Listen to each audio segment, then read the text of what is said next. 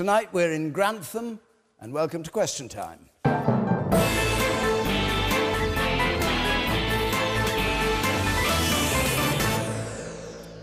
And with us tonight, the former Education Secretary who chose to leave the Cabinet in the January reshuffle rather than take a different job, the Conservative MP Justine Greening.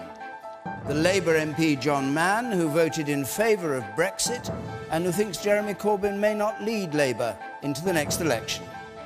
The Deputy Leader of the Liberal Democrats, Business and Equalities Minister in David Cameron's coalition government, Jo Swinson.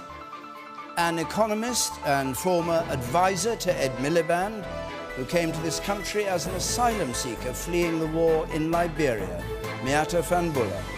And the columnist and writer for the Daily Telegraph and the Catholic Herald, Tim Stanley.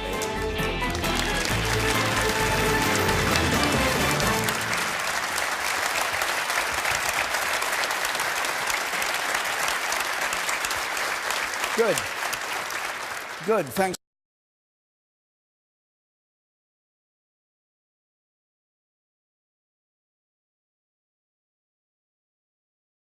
Debate. Let's have our first question. Amanda Byrne, let's have your question, please. Are Theresa May's days numbered, and who is fit to take her place?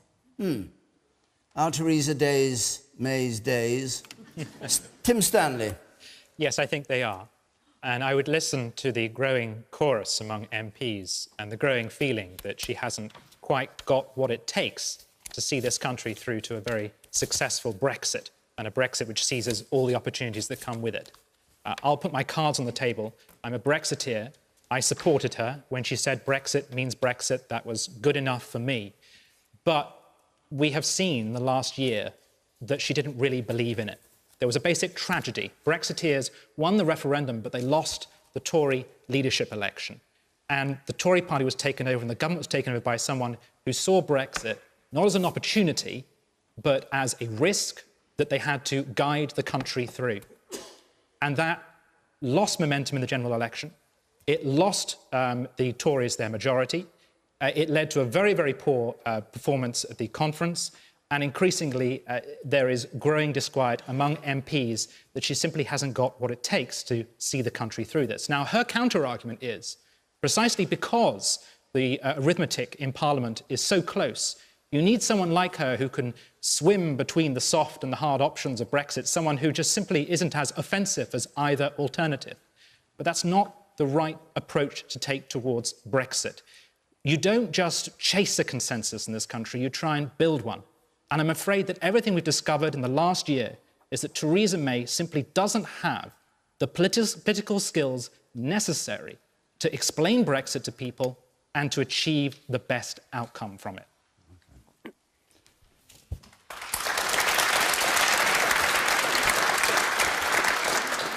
Justine Greening, you had a run-in with her just last month. What do you think? I think she's got an incredibly challenging job as Prime Minister, and I think people need to get behind her. This is a it's a unique time for our country. People want a Prime Minister that will steer us through this period of uncertainty, but I'm afraid those soundings off that we hear just make that harder, frankly. So I think people need to get behind her. And I think that we need to remember, frankly, and I've been in Parliament for 12 years, that whether it was Tony Blair, Gordon Brown, people like John Major before my time, there are always going to be MPs that will run off to the papers and badmouth a PM. That's part of the territory of the job. But frankly, I think we need to get behind her and support her doing an incredibly important job on behalf of our country. The obvious question to ask then is, if you feel that strongly, why didn't you accept what she offered you and stay in the Cabinet to support her from inside government? Because in the end, for me, it was not about having a job. I didn't come into politics in terms of whether I had a role or not. I came into politics because I care passionately that it shouldn't matter where you're growing up in this country, you have the same equal opportunities to make the most of yourself. That's what I was able to pursue in the Department for Education, but I've been very clear, frankly, that you can do that from outside government as well. This is a... But if you were supporting the Prime Minister, if you feel she's in difficulty, if you feel Brexit's a big problem, if you feel everybody should be behind her, you didn't do your bit by publicly refusing to do what she asked you to do? I think That's the question. I don't agree with that at all, and actually there was no rancour whatsoever between myself and the Prime Minister. No, it's not with the rancour between her and the Prime Minister, it's the public image of you refusing to do what she wanted, like the Secretary of State for Health refused to do what she wanted. It gave exactly the impression of a Prime Minister who wasn't completely in control. I do not agree that a Member of Parliament that comes into Parliament in order to achieve things for their community and their country and puts that, frankly, ahead of any particular role. I'd done 4 ministerial roles. I could have had a 5th ministerial role, a 4th role in Cabinet, but that's not what I was interested in doing. And frankly, I could have put that first, but I preferred to continue working on the issues that I think matter to this country. And dare I say, David, as well, I think for all of the debate that we're having on Brexit, the sorts of fundamental challenges around the fact that where you grow up still determines how well you can do in life, those challenges absolutely need to be confronted and dealt with. And part of the problem in government is people do get moved around, and that is one of the reasons why we never have the kind of stickability on this sort of policy to really see it through. And I am prepared to be somebody who takes a decision about seeing through the fact that we have to become a country where there's equality of opportunity for all of our young people, wherever they're growing up.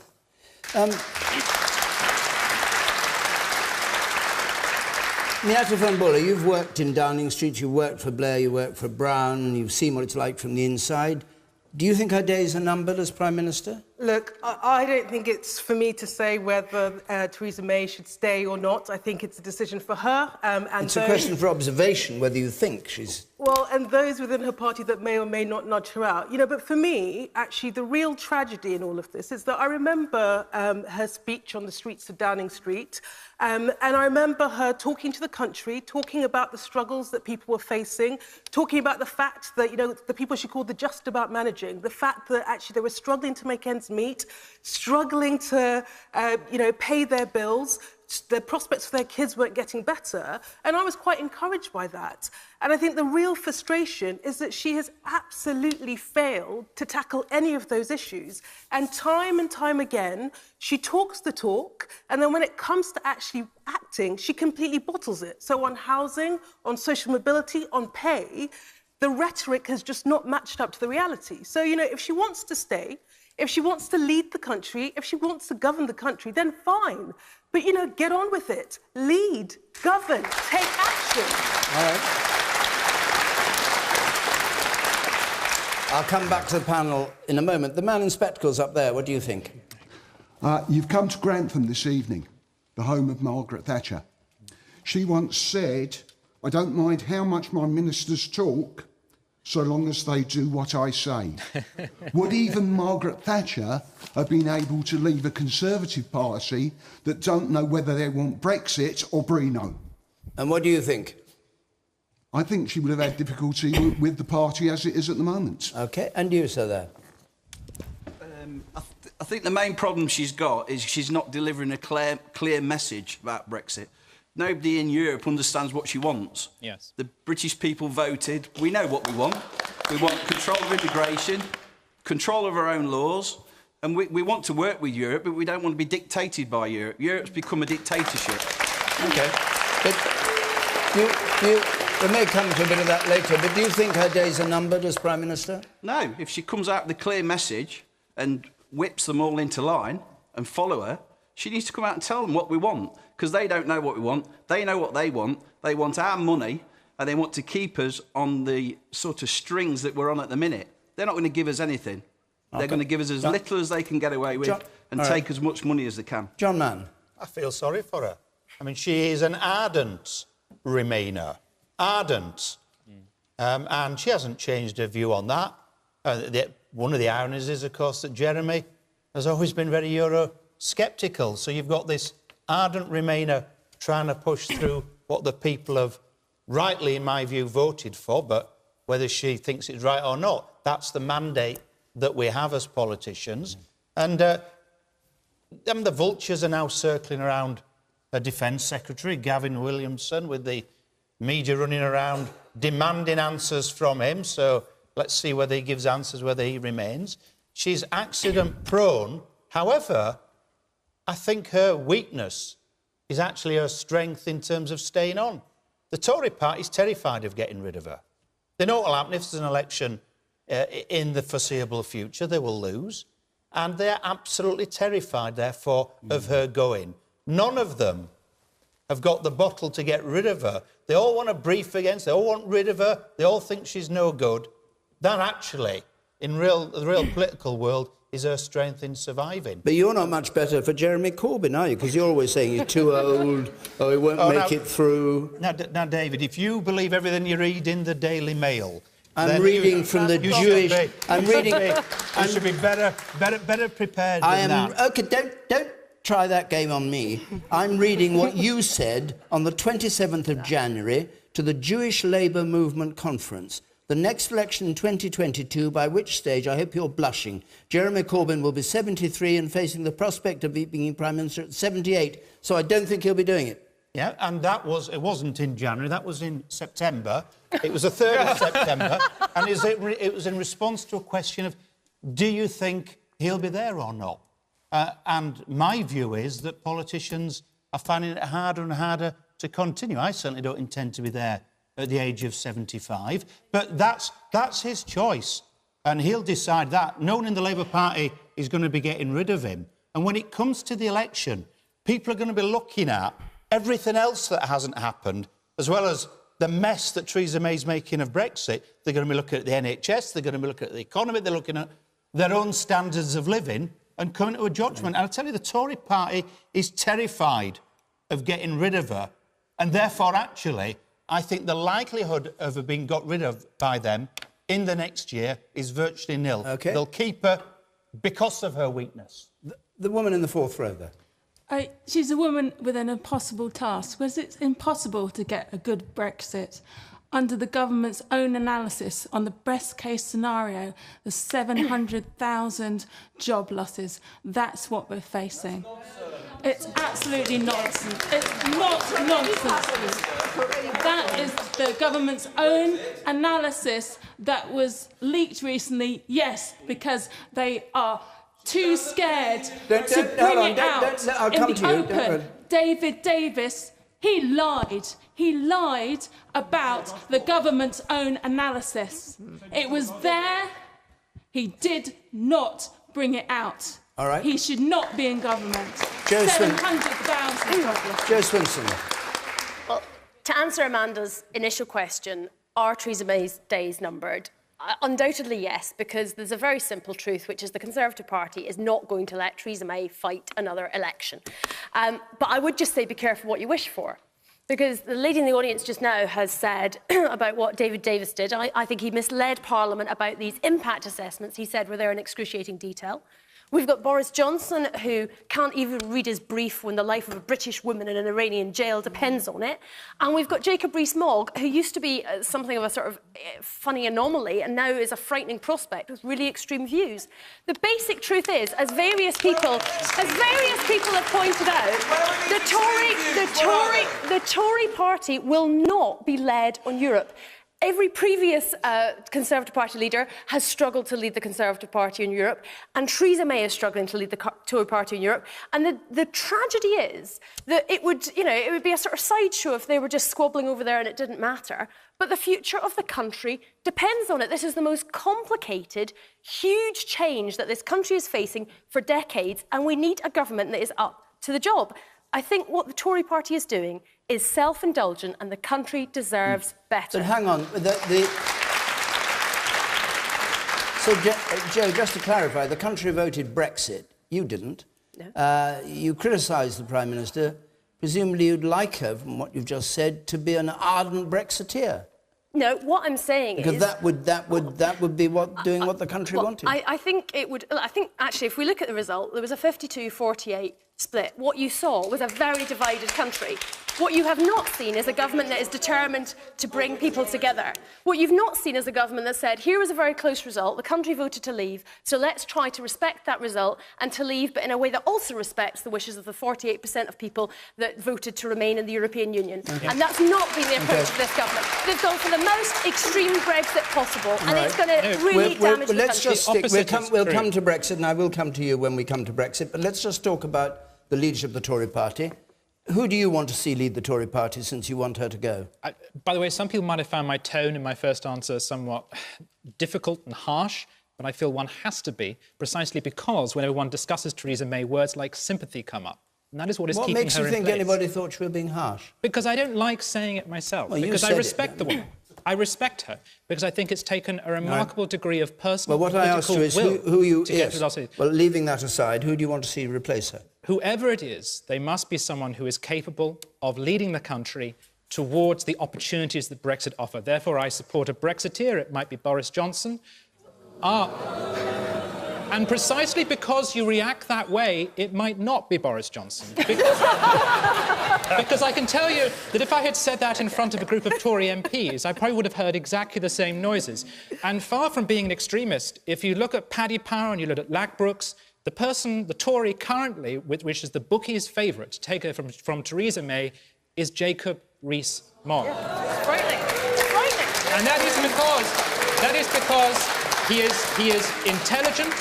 intelligent, he is civil, and he's prepared to do something Theresa May will not do, which is make the case for the Tory party on the basis of the philosophy of the liberty of the individual. Why are we not hearing that? We're in Grantham. Let's have some Thatcherism back. All right. The man in spectacles there. I think this is a vanity project on the part of certain MPs. There's been cabinet departures, there's always leadership contests. I think people are just getting fed up, and Parliament needs to stop acting like some sort of grotesque house of cards and do what it's supposed to do. And what would that be? Just scrutinise legislation instead of going weak and constantly throwing people out. Let's scrutinise legislation properly. It's doing exactly that. All right, the man over there on the side there, and then I come over here. You, sir. A change of leadership of this country at such a crucial time would be disastrous for the Brexit negotiations. I think the Prime Minister could have taken the easy option last year of resigning, as David Cameron did after the referendum result, but she has hung on. She must be committed to Brexit, because I don't think anybody would want to put themselves through that personal trauma of leading the country through it. I think she's committed. I think the country needs to support her and get behind her to bring that best possible deal back for this country. All right, and you, sir, over there, one last point. I'm really sorry, but Theresa May came into the job because no Brexiteer stood in a Tory party leadership election after David Cameron resigned. They all fell by the wayside and gave her a clear run at it because they knew that it was a poisoned chalice, because that party will never unite behind someone on Europe. OK. Thank you. I think what we'll do at this stage is to move on to the next question, which is pertinent to all of this.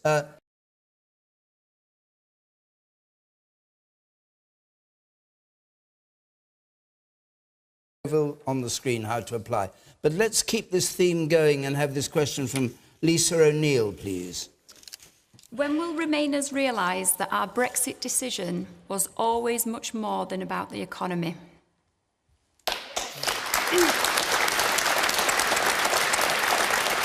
So this goes in the light of these figures that were released this week to the heart of what the whole thing is about. Justin Greening. I think that what's important now is we actually find a broad settlement on Brexit that can work not necessarily for the ardent Remainers. I don't think that's ever going to be possible, or indeed for the people who are right on the hard edge of a hard Brexit. I think we've got to find something that actually most people in our country feel is a sensible approach. And I agree, it's not just about the economy and jobs. That's absolutely vital, and we need to bear that in mind. But it's about the links we've got between people in our country and people in the rest of Europe. And I represent a very young constituency based in London, and we have to make Brexit work for young people. And, of course, many of them did not vote for this But I think if we... No, I can...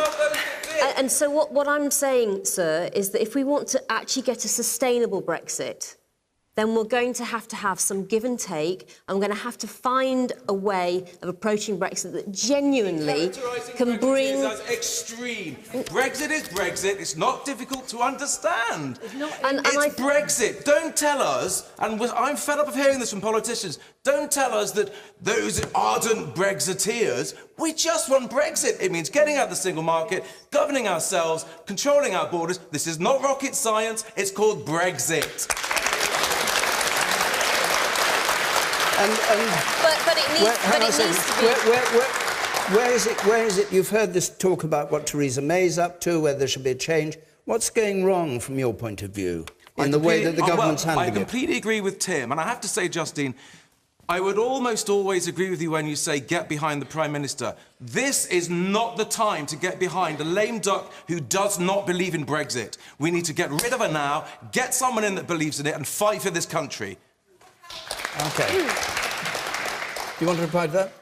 I would just reiterate the point I made, which is, if we want a Brexit that is going to stick for the long term, it has to be a Brexit that works for the broad population, and it absolutely has to work for young people growing up in our country. And they do care about jobs. It is going to be about housing. It is going to be about their ability to still feel like they're part of a broader Europe that, frankly, we will remain part of purely because of geography as much as anything else, and they want it handled sensibly and pragmatically and not ideologically.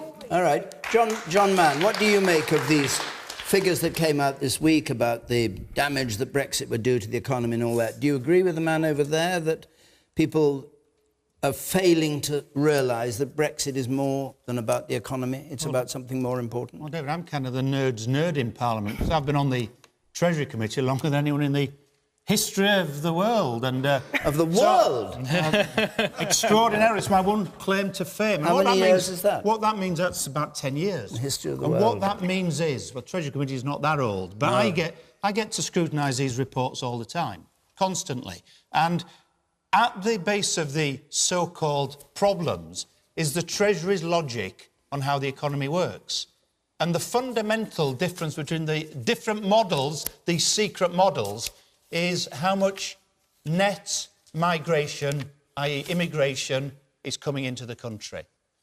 Because the Treasury's model is based on poverty if you don't have immigration. And what they've done is they've scaled down their estimate, because of Brexit, of the numbers of new people coming in. They scaled it from 1.2 million down to 800,000, and some are suggesting it'll be lower than that. 800,000 more people coming into the country in the next 5 years. And what they're concluding, therefore, is that will damage the economy. I say that their logic on the economy is fundamentally wrong. And the reason for that is because the idea that you boost an economy simply by bringing more and more people into the labour market is flawed. And there's a report out today on robotics which says how many jobs we're going to lose by robots. Actually, if we were the first country to take advantage of the freedoms we've got and build up that industry, then actually let's have lots of robots doing the jobs, but not replacing people, but building productivity, so the idea, and building wealth. So the Treasury model is what is behind every single one of these estimates. So just to interrupt you, this figure that if we were under WTO rules, the economy will be 8% lower, the growth in the economy 8% lower over the next 15 years. You dispute, that's the figure you dispute. I dispute the Treasury model. The Treasury model is based on trade and it's based on net migration inwards. And it's been argued about in the Treasury Committee over the years. They overestimated grossly what the problems would be immediately after the referendum. Let's just hear it totally wrong. Okay. They're getting it totally wrong again. What we should be doing is joining together as a country in what the advantages are. We ought to be looking into the fourth industrial revolution of how we can protect, as the Americans did in Silicon Valley, their new industries, where we can build high skills, not cheap labour, low skills, which is the way we've gone. We've taken the easy option. This is the big opportunity that we now have. All right. A high-skilled economy, I have to protecting stop you there. those new industries. All right. And that's what we should go Thank for. you. Miata. So, look, John, these impact assessments, all they do is that they look at the information that we have available to us and they make an assessment of what they think is likely to happen. And quite frankly, I think for most people, they're not surprised that Brexit's going to have a knock-on effect to the economy. I don't think there's anyone that thinks it's not going to have a knock-on effect to the economy. And so for me, you know, the bigger issue, and to sort of take the question that Lisa asked, yes, Sorry, when you say knock-on effect, obviously going to have a knock-on effect, a deleterious or a negative beneficial? knock-on effect. And I don't think there's anyone that thinks it's not going to have a negative knock-on effect. And certainly all the work that we've done at the New Economics Foundation supports that. So that, I don't... Sorry, what was that? Yeah, but we have not left the European Union. We have not left the European Sorry, Union. what was the remark? In the referendum? The Economists for Free Trade have published figures with some eminent economists behind them who've been very correct with economic forecasts over the past 30 years that are predicting the opposite of what these Treasury reports are saying. They're saying it would be positive on WTO terms. All right, yes. So I think the majority of economic analysis suggests that there will be a negative knock-on impact, certainly in the short term, and then I think there's a question about the long term, because there are lots of different factors that come into play. But to go back to Lisa's question, there were lots of different reasons why people voted to leave the European Union, all of them legitimate. But, you know, for a lot of people, you know, they voted to leave because, quite frankly, they were sick and tired of the state of the economy. They were fed up with seeing their pay packages squeezed. They were tired of the housing crisis. They were worried about the prospect of their children. And I think in all of this, we've got to hold on to that. And it is absolutely beholden on the politicians to ask themselves the question, when they're dealing with things like Brexit or some of the really complex tech issues like the single market or the customs union, will it make it easier or will it make it harder to improve our living standards, to create jobs for us, to make things better for our young people? That has to be the litmus test of all of this. And my big worry is that we leave the European Union and actually it doesn't solve all those problems, not least because we will have a decade where the politicians and the government are dealing with the ins and outs of Brexit and they're not focusing on these massive, massive challenges that we absolutely must deal with.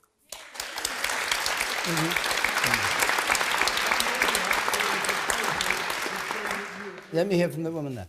So the gentleman over there just said, why do people, reduce people down to hardline Brexiteers? And exactly why the thing that you just said, you think that everything's so simple and straightforward, and it's not. And the issues of why people voted for Brexit are, as the lady just said, far more complicated and more to do with our own internal domestic politics and policies that aren't going to change overnight the day after we leave the European Union.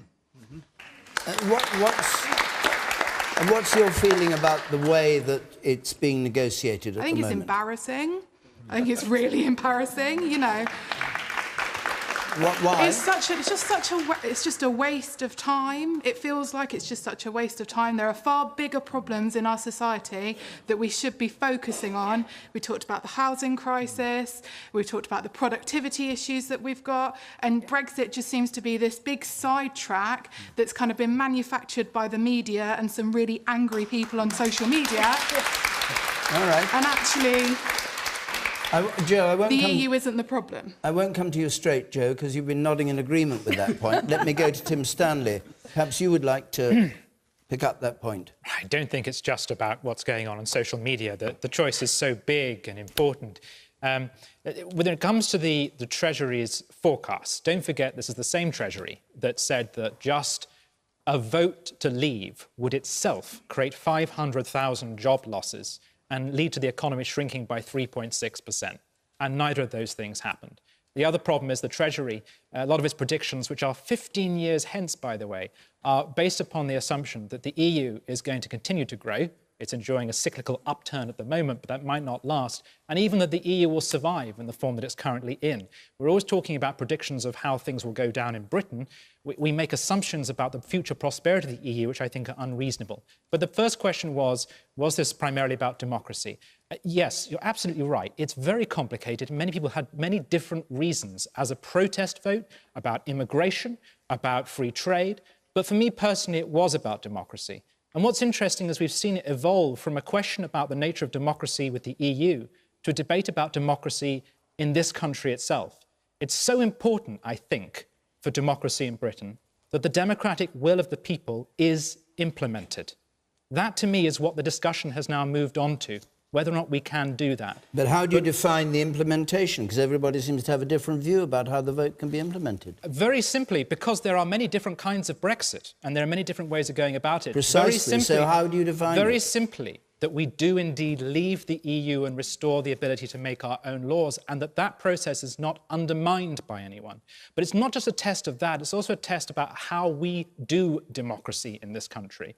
I'm really tired of the labelling of hard Brexiteers or Remoaners or things like that. Don't get me wrong, I do it myself sometimes and I regret that, but I'm tired of it. Keep regretting things you've said. It would be nice if we could... Well, that's because I listen to myself back sometimes, like I'll do later on, and I'm sure I'll cringe all the way through it, but it's so important that we get through this moment in our democracy with civility, and we come out of it from the other side together.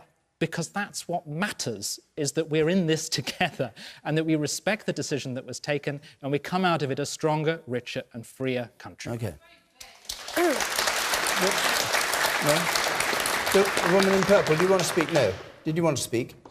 No. The woman in purple, you had your hand up before. Yes. I mean, Brexiteers are talking about strategies, wars and fights all the time with Europe. I'm European. I wasn't allowed to vote here after living 35 years paying my taxes. My child wasn't able to vote either. This is like a Barcelona referendum. This is an illegal advisory referendum. This is not democracy, and this is a shame of England, which has always been a democratic country to show lead and to show example of a good...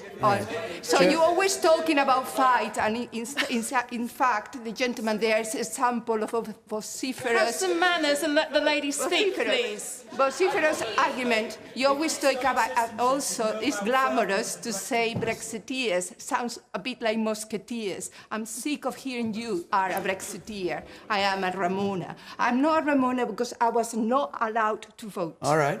Jo Swinson. So, I think the lady makes some very good points there. I think clearly this is about more than just the economy. I absolutely understand that. And I think there's a very straightforward and honest position that says, you know, I want to leave the European Union because I don't like what that means for immigration and for what that means about the sharing of decisions about regulations on trade and so on.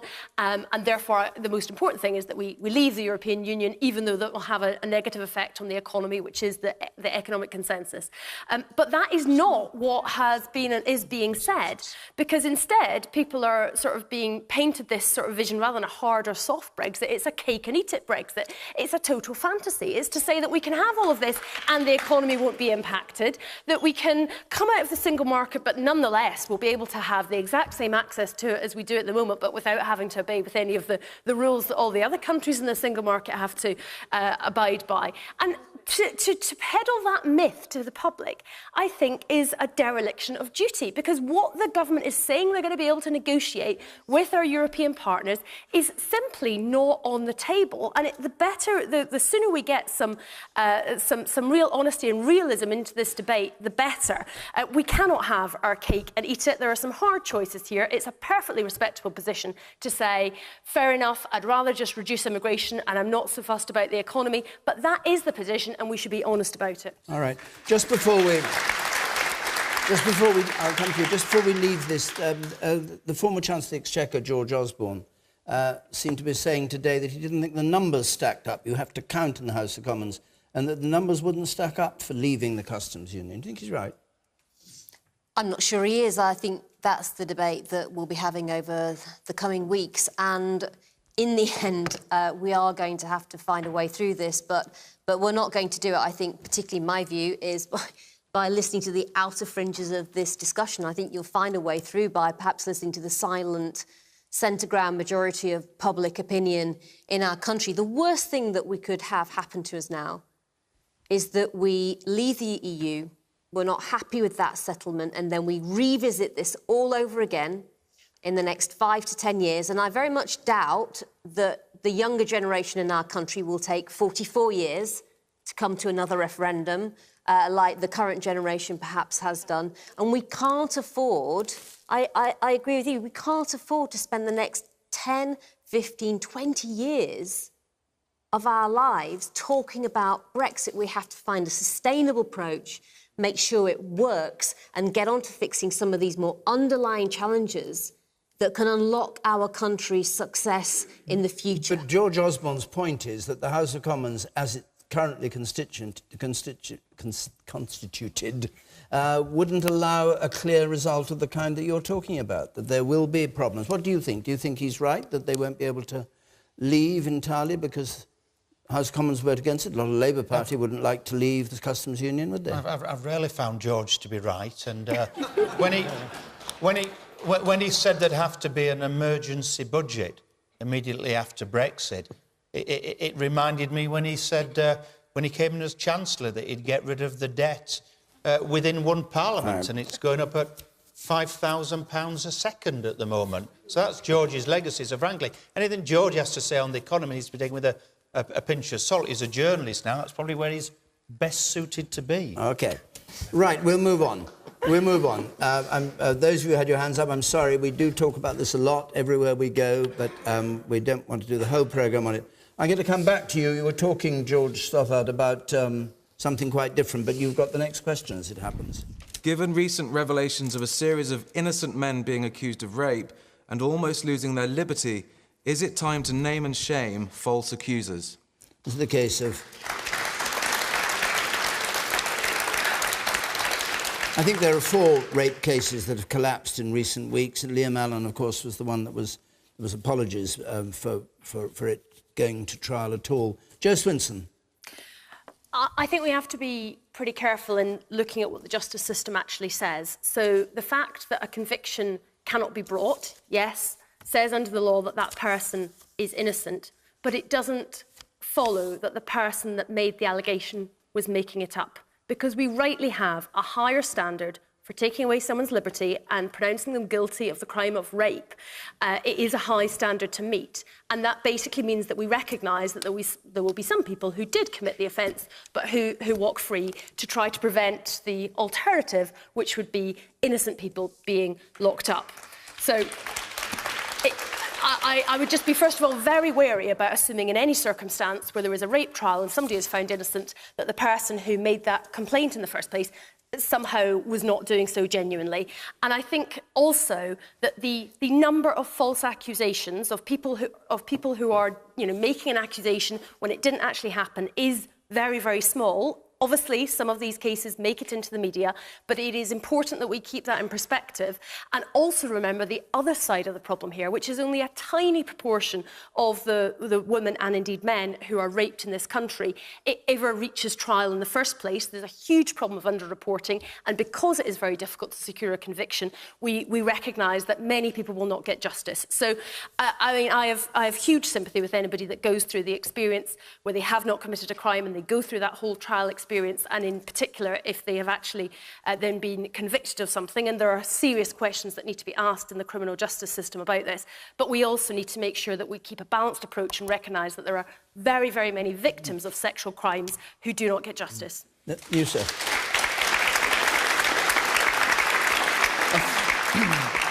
I think that although, picking up on your point, although it's important to look at when they're falsely accused, that is only about 3 to 4% of all cases.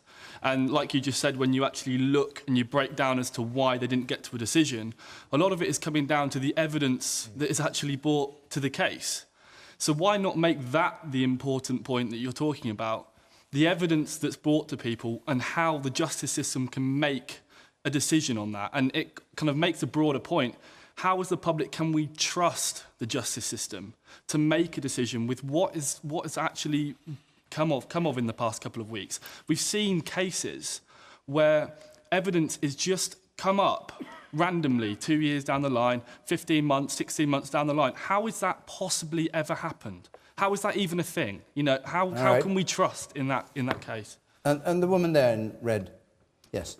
I think any questions around this issue of rape need to be looked at in the context of the subjugation of women over thousands of years. It's taken us a long time to get to the point where rape is even recognised as a crime, including within marriage.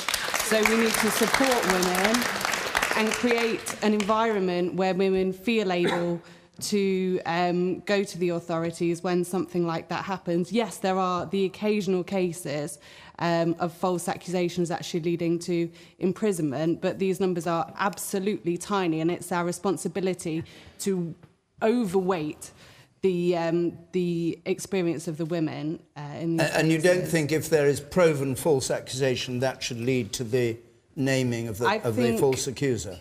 No, because I think it creates an environment where it's even more difficult for women. Having the progress that we've made to get to this point is going to be undone if women feel that their accusations aren't going to be believed, and if that person doesn't get the conviction, that they could then be publicly named. It's just going to go All right. I'll come to you later on. Justin Greening. I think it's absolutely a step too far to name and shame false accusers. I agree with the point the lady just made. I mean, these are actually quite rare in relation to the broader challenges I think we face on sexual violence, which is making sure that women, and indeed men, victims feel they can come forward and talk to the police in the first place. And I think as MPs, we do deal with people who've been victims of sexual violence. And so it's actually the reporting, from my perspective, that's the biggest issue, combined then with making sure that victims get their day in court, but actually that process is handled effectively by the police and the prosecution service as well, so that they know when they get an outcome, it's genuinely the right one. And I do think, of course, we need to be fair to all parties in this case, but I think the issues we've seen recently are deeply, deeply concerning. This is probably one of the most traumatic crimes that can be committed against anyone, any woman,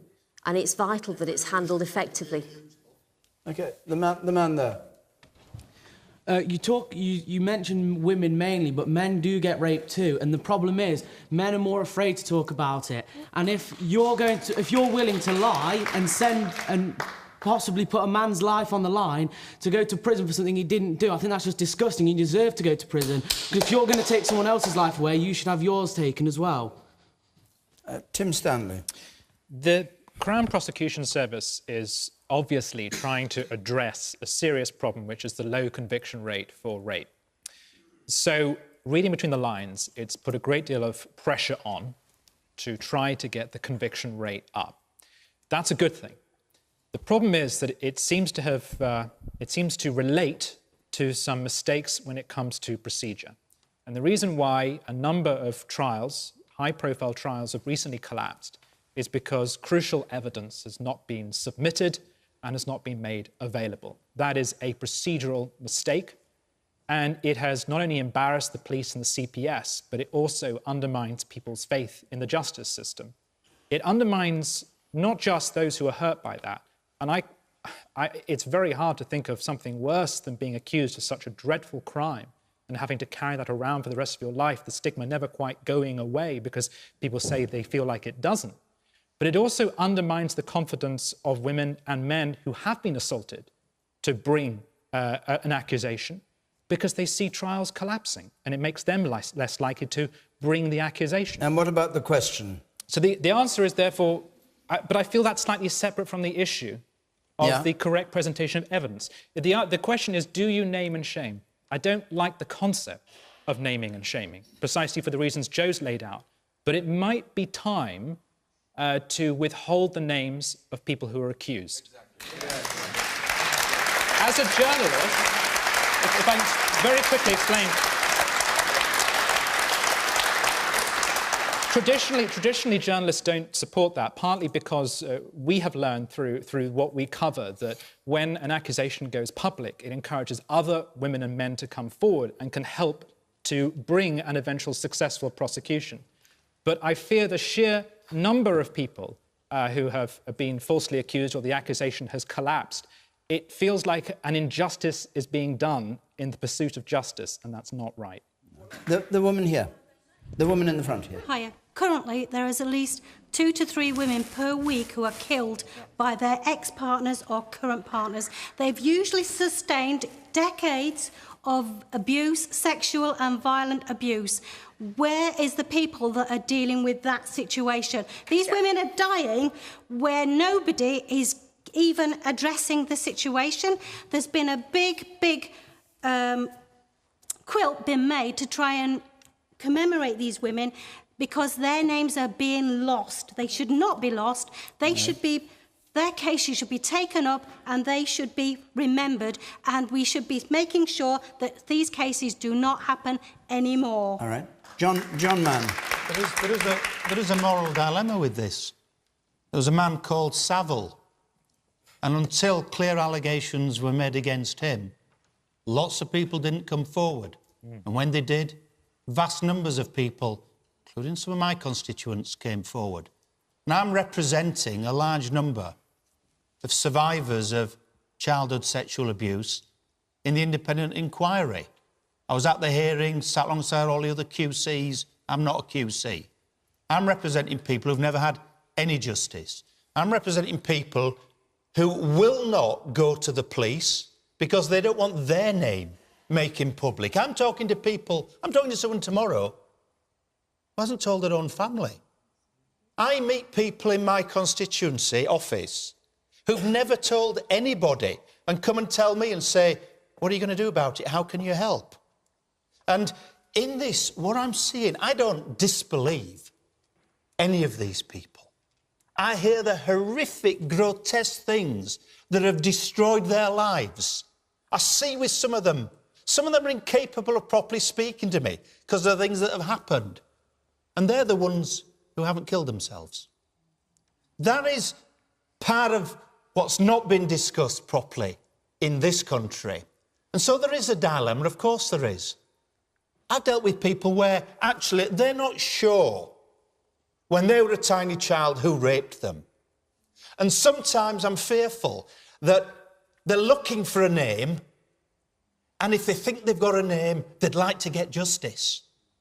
But actually what they know is that somebody raped them repeatedly when they were small and destroyed their lives. That's part of the problem that the police and the prosecution service have got. I tell you, I've been dealing with this for about 4 years now. It's not what I expected to do as an MP.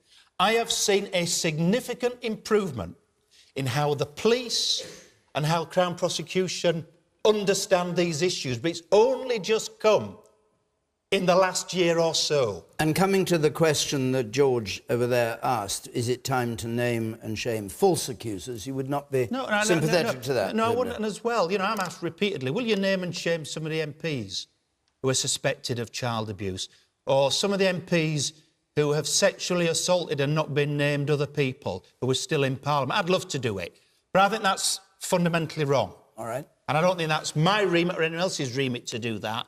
I think we've got to stay within the justice system we've got, but also provide far more support that encourages more people. It is men as well as women. It's primarily women, vast numbers of women. If I'm representing over 30 people of my constituents, would you come to me?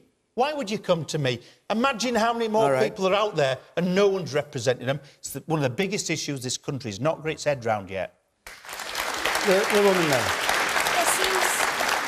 There seems to be a theme emerging throughout the way this topic is going. There's a fault at the investigation stage with the police. There seems to be a massive issue happening here. Like a woman said down there, there's women dying because police aren't taking it seriously. There's men and women who are going to the police for help, and like you said, they're being named and shamed. Yeah, they can say, yeah, their names can't be mentioned while the case is happening, but there's communities. On social media, we have like a social media group for our local town. Someone's name gets put on there, it's tarnished. The police need to have some kind of thing in process, like when they're putting images on of people on the internet where they're at the most vulnerable. They've got like things in place to punish people for that. They can't do that anymore. Putting vulnerable images up of people on the internet, They are punished for that. People need to be punished in the communities for bringing up people's names before it's even been found out if they are guilty or not. There's faults with the police. That's where it's happening at the moment, and that needs to be sorted out. OK. And the man there on the gangway there, or the woman there, I can't see it. Yes. Yes, you, sorry. We can't start naming and shaming because we'll just have gangs of vigilantes. As soon as somebody's named or their picture goes up on social media, they'll yeah. So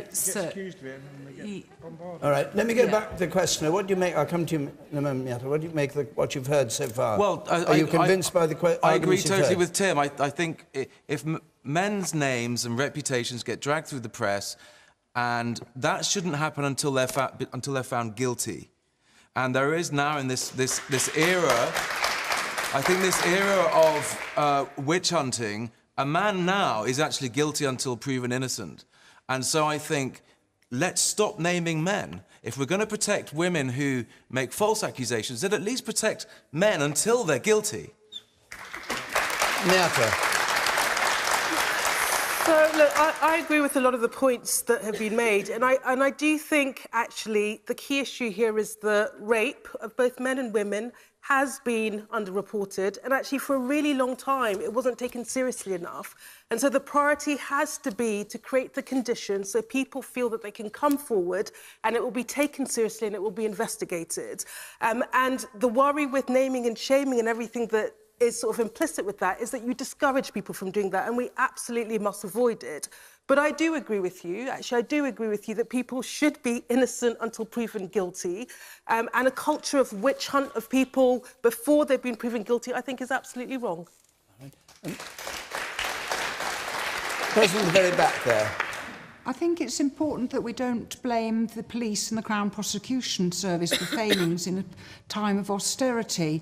A lot of the evidence that's not disclosed is because volumes of internet accessible data, and they aren't given the resources to actually sift through it. So I think we need to consider why these cases are going pear-shaped. So you weren't critical when this evidence came up just before the trial that hadn't been revealed before? You think that was endemic in the way that the police are structured, the amount of time and money they have to spend? I agree. You agree with that? And have you spoken already? I'll just take one more point from you. Yes. Yeah, I think both parties need protection here. It's a very sensitive circumstance. The accused shouldn't be named until proven guilty, but secondly, the naming and shaming of false accusers, the last thing we need to do is make the culture of fear in bringing a rape case to trial. That's the last thing we need to do, is to increase that culture of fear. And you, sir, over there. Yes. Surely the CPS should be brought to book for bringing this evidence at the last minute. It's not just discovered. Surely it's there all the time, and they want to withhold it to get a prosecution going. And you, sir, in the middle, in the back there, yes? Yeah, I'd like to say that everyone in this audience, if you was accused of rape and having to go through a court case, an horrendous court case, with media on your family, media on you all the time, and then you was proven not guilty, you've got to live with that for the rest of your life. Can everyone imagine what that's going to be like? Going down the supermarket, oh, he's the person that was... You know, it's easily get tarnished. I certainly agree that you can't go naming and shaming the people that falsely accusing you, because, yes, there will be a witch hunt for them as well. It's a very difficult subject, but certainly... And the woman there in the fourth row. Wondering whether you would include people accused of child abuse. Would you expect them not to be named as well, or is that a different matter? What do you think? Well, I think these people are accused of crimes, and in the ordinary way, people that are accused of crimes are generally named in the press. And the woman over there. Surely, if you want to protect the men in case they're going to be falsely accused, the way round it is what's happening with the black cab driver, where he's now known, and the other cases have been asked to be taken into consideration before his release now.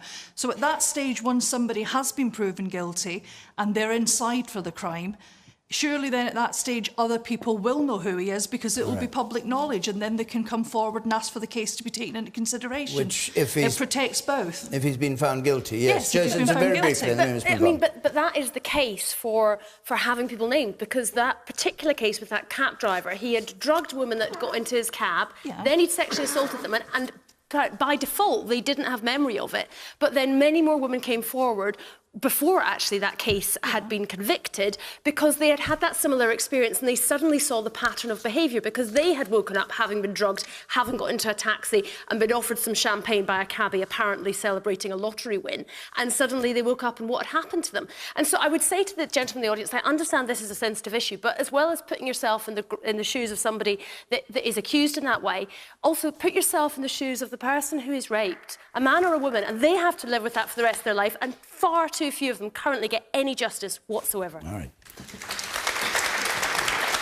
We've got a couple of minutes left, and I'm going to take this question quickly round the table from Benjamin Davenport Lawton, please. Was it right that Westminster Council refused to erect a statue of Margaret Thatcher? Yes, it was announced there was going to be a statue of Margaret Thatcher in Westminster, and they, for various reasons, civil disobedience, vandalism, they said, it wasn't. But of course, there's been a question whether there should be one in Grantham, which is her hometown. What? Anyway, I'm going to ask the panel. Should there be a statue? What do you think? Well, look, if the good people of Grantham want a statue of Margaret Thatcher, then I think then I think you should have one. But I have to say... But what about in Westminster, along with Churchill and Mandela and all the other figures that are in... Well, let's just say I certainly won't be paying homage to the Thatcher, to the statue of Margaret Thatcher. So I sort of support the decision of Westminster Council. Justin Greening. I think it's a real shame, actually. I think it would have been great to have a statue. I think, whatever you might think of the policy, she was our first female Prime Minister, and we're celebrating 100 years since women first got the vote. And I think these are important moments, and she was an important person in this country's history for men and especially, though, for women. And I think we should have had a statue of her. Do you think it'll be overturned? I hope so. And not the statue, I mean... I think it's about... This is about our history. All right. Very briefly, John Mann, we've got to go round quickly because we're coming to the end. Well, there's one in the Palace of Westminster, and when Margaret Thatcher unveiled it, there was a little lad from one of my mining villages, a 7-year-old lad, down in Parliament, and he ran over to her and he says, well, we don't like you where we come from, so it can cut both ways. Local decision-making, but... There certainly won't be one in any of the former mining constituencies, I can assure you. Jo Swinson. Well, I'm not a fan of Margaret Thatcher's politics, but I was born in 1980, and when I was growing up as a little girl, it never crossed my mind that a woman couldn't be Prime Minister. And I didn't realise, actually, how unusual that was at the time. There are far too few statues and pictures of women within the grounds of Westminster. When you go around the corridors, you look around and it is blokes, blokes, blokes. So if we can't have a statue of the first woman Prime Minister, I think that is actually a very sad thing, regardless of her politics. And Tim Stanley, iconoclastic on this one? They should definitely have a statue to Margaret Thatcher, and in the spirit of Thatcherism. It should be made of iron. It should be value for money, and it should have a massive handbag to beat any protesters or vandals who go near. All right. Thank you very much. Thank you all. Our hour's up. Now, next iPlayer, but here, my thanks to all of you on this panel and to all of you who came here to Grantham tonight to take part in the programme. Until next Thursday, good night.